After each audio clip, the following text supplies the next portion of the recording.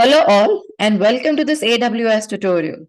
In our tutorial today, I will provide a brief overview on Amazon S3 Express One Zone. I've mentioned a few URLs over here. These URLs provide additional information about this particular storage class. I would definitely recommend that you visit these URLs. I will have these URLs mentioned in the description of this video. So what is S3 Express One Zone? It is a high performance single availability zone storage class that is built to deliver single digit millisecond latency. So it is part of S3. S3 has many storage classes, as we already know, but this particular storage class gives you high performance. And remember, unlike the other storage classes, this is a single availability zone storage class. And because of that, it can deliver single digit millisecond latency. This particular storage class also improves data access speeds by 10x and reduces cost by 50% compared to the standard S3.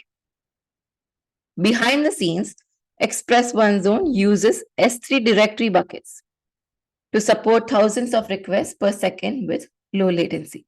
Now, if you have your regular S3 standard, that will use general purpose buckets. These are directory buckets. Directory buckets, so there are two types of bucket, general purpose and directory buckets.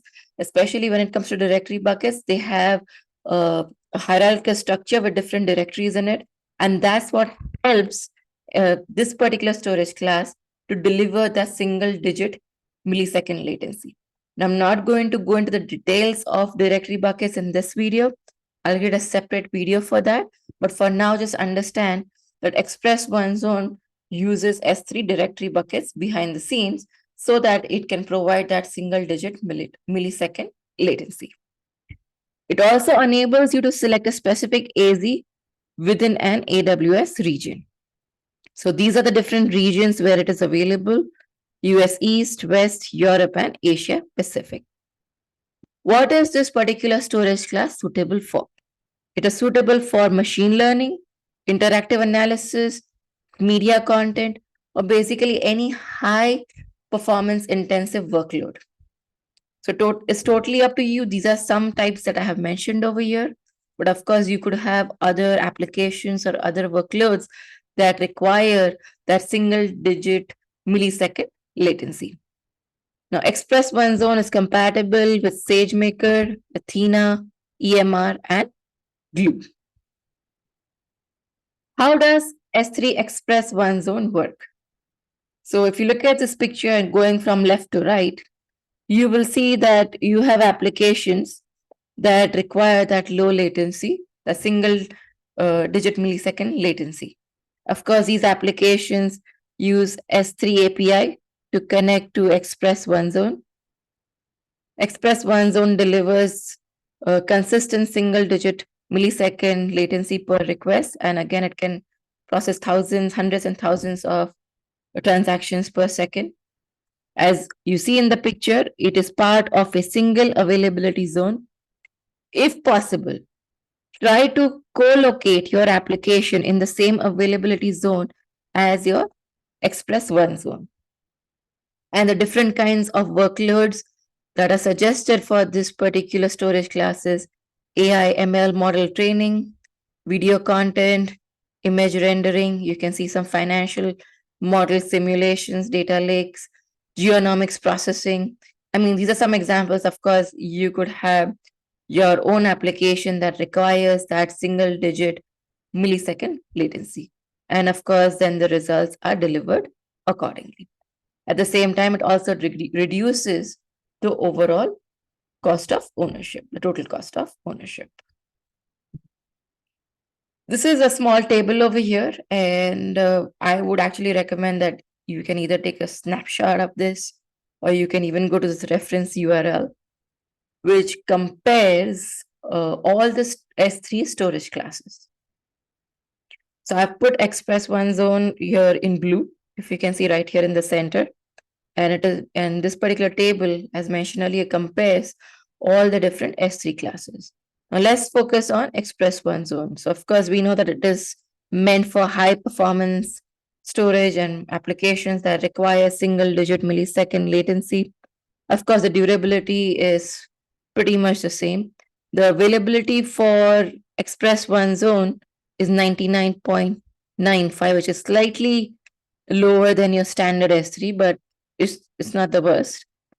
Availability SLA is 99.90, which is pretty much the same.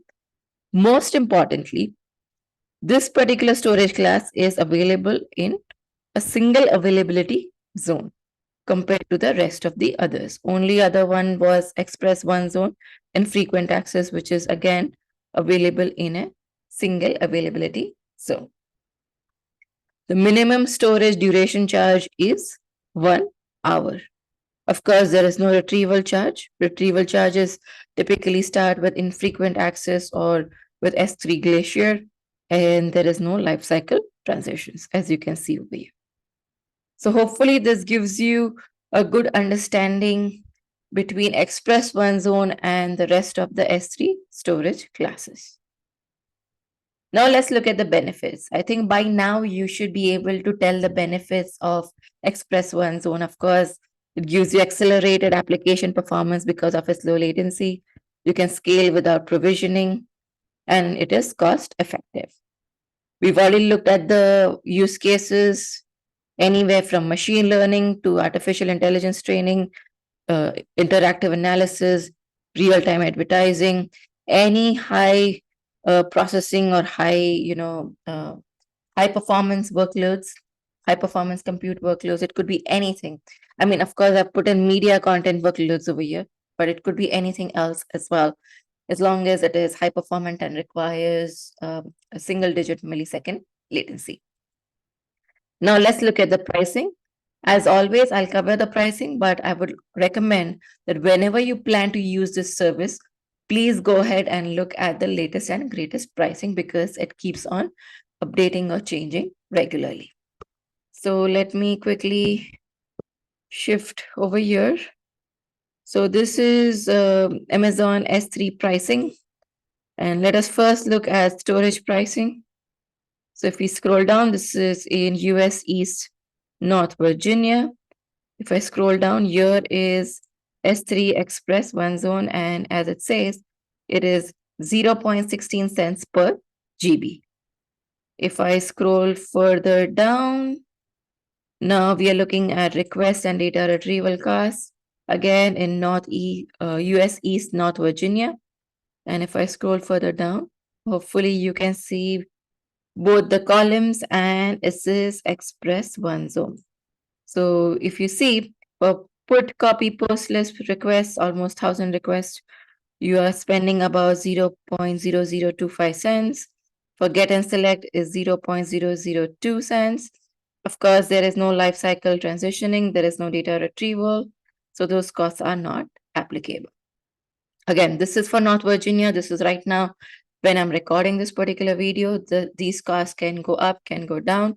So hence ensure that you get the latest pricing for the region and the availability zone in which you plan to use this particular service.